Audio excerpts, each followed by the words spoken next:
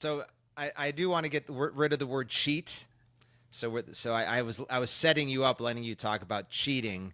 I do want to get rid of that word, especially if we're talking about wives here. We shouldn't be talking about cheating. So yeah, of course, it's very much up and down. I've lost some weight. I've gained some significant amount of weight in this process of 4 years. But I wanted to mention cheat days. Um, so I'll tell a story. This one got me in trouble with the wife. So I'm gonna tell on myself right now. So we go to this event. Um, it's a dinner and a play theatrical show. And they, of course, in the intermission, they have desserts, and it's really tasty dessert. And going through this, I went really strict, maybe a little obsessive. And I was like, dear, I'm not going to have any dessert at all during this. You can have a dessert, which made her feel a little awkward. And so she applauded and went on.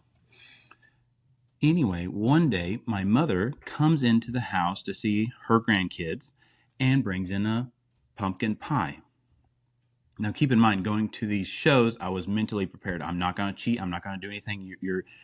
When you struggle with food addiction, you have to be so keen in on where you are and plan. Because if you don't plan, you're going to plan to fail. And so she walks in, pumpkin pie in hand, not planned. And of course, who doesn't like pumpkin pie? And so I end up having some. So this is where I get in trouble. So your mom brings pumpkin pie and you eat it, but you go to these shows with me and you don't have dessert with me. Lesson learned. Don't do that. So I have to now plan my cheat, right?